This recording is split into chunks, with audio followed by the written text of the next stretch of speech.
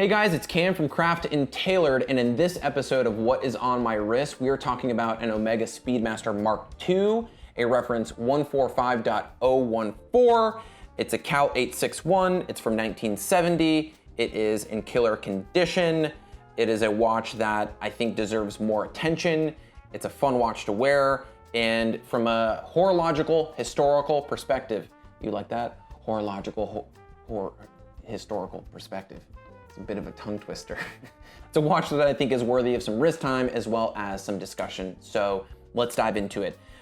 Before we get into the specifics of this exact example that I'm wearing on wrist, I kind of want to provide you with a little bit of, again, a historical background as to how the Mark II fits into the Omega Speedmaster lineup, and also why I think this is an important reference for watch collecting and just in general. So let's go over kind of the cool points of this watch and kind of give you a bit of a background.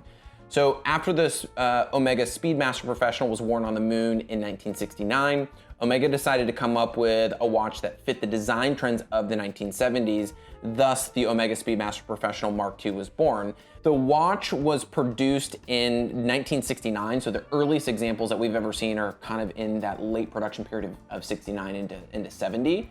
The watch differentiates itself from a couple different perspectives. Unlike the Speedmaster Professional, which has a little bit more of like a traditional kind of twisted lugs type of case, the Mark II variant is in this barrel style case with, it's not really an integrated bracelet, but it kind of looks integrated. One other main differentiating feature is that the watch itself has a mineral glass crystal, and the tachymeter is actually underneath this crystal. So Omega wanted to bring the watch into a mechanical form that I guess was a little bit more robust, meaning that the bezel of the watch was actually integrated, and the tachymeter was underneath the mineral glass as opposed to being an external bezel. The other thing that's very interesting is the tonneau or barrel style case kind of has, I guess, a more integrated set of crown guards and kind of, I guess, pusher protectors, if you want to call it that. But basically what I'm saying here is that the case naturally kind of protects the weak points of the watch, being the crown and the pushers. And again, I think this was kind of a natural migration, and that was kind of the design idea behind the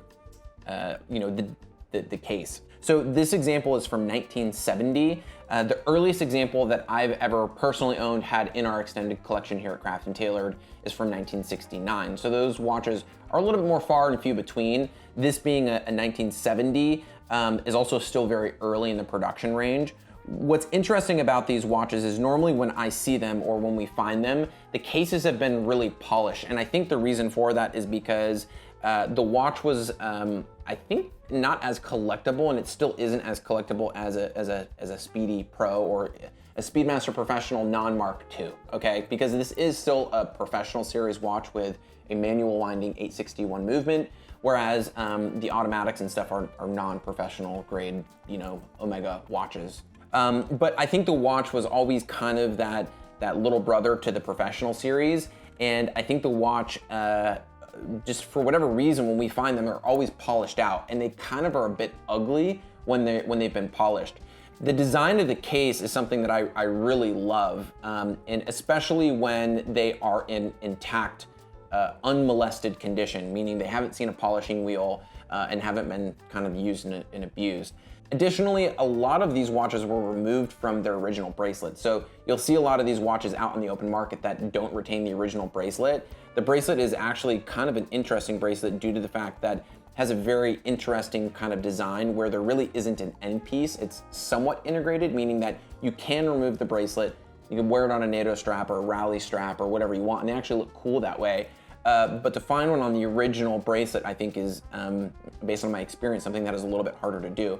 The other thing that's kind of cool about this bracelet, even though it's a 1970, we do see a forward trend here in the way that the Omega bracelet has been designed. So this bracelet does differentiate itself by having kind of this almost like mini president style feel. It's not really a president, but in its design, we don't have the same link configuration as you see in like the earlier 145.022 series or the other, kind of pre-moon and post-moon Speedy, professional non-Mark II examples. Again, this watch specifically is just in killer condition. It retains its original finishing. And what's interesting about the finishing is we could call that finishing like a starburst finishing. To do this finishing is just insane. If you look, there are lines that come out of the center of the watch. And to do this type of brushing, I've always wondered how they do that.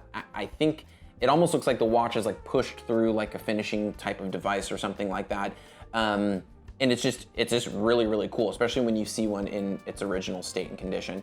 The other thing that's really interesting is this wide chamfer down the lug. So the chamfer down the side of the lug, or actually the side of the case rather, is really, really cool. And then it's also brushed here. So geometrically, when you find a watch like this that is in its original condition, it's just really stunning to look at from a fit, form, and finish perspective. Case back on this watch retains its original seahorse logo. What's interesting as well is we don't have a flight certified case back, so all you see is the hippocampus or the seahorse. And the history behind the seahorse, if you don't know, is really cool. We did a write-up on the seahorse and the meaning behind that for the Speedmaster and the Seamaster watches, which is pretty cool. So in any case, very, very cool watch. This watch is available for sale.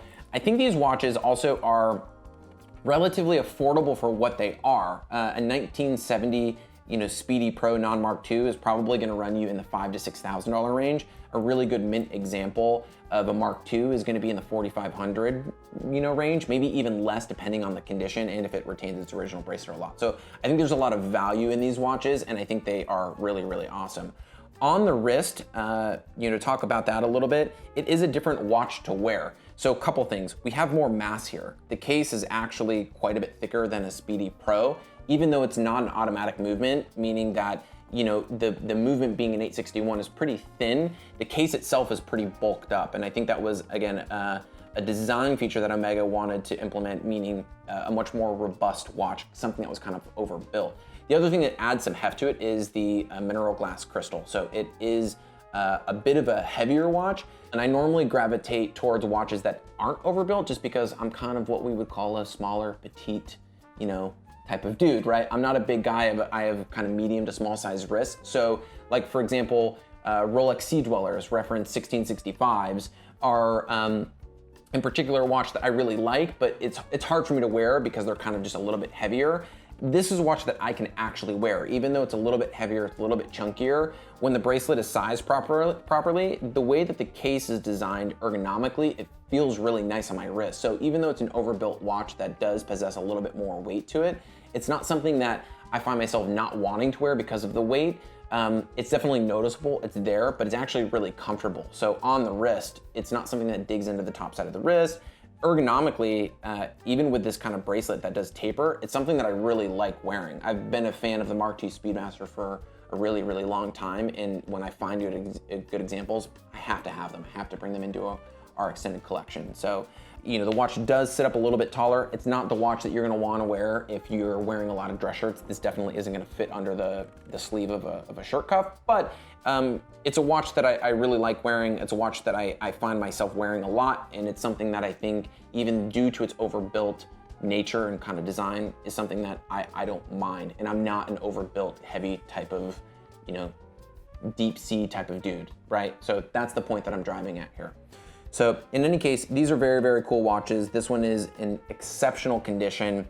The lume is intact on the dial, slight little bit of degradation in the hands, but that's kind of common, especially from a watch out of the 70s. It's nice that it possesses the original hands and hasn't been, again, flipped for service. So it's in a very original watch, remaining in a very original condition, and it's just worthy of some wrist time and definitely discussing and bringing this one to you guys. I will provide a link in the description below so that you can check out this example and other examples at craftandtailor.com. Make sure to follow us on Instagram. It's at craftandtailor to stay up to date with what we've got going on in the shop and all of our new watches and that kind of stuff. Make sure to like, comment, and subscribe. I'll see you guys in the next one. Thanks for tuning in.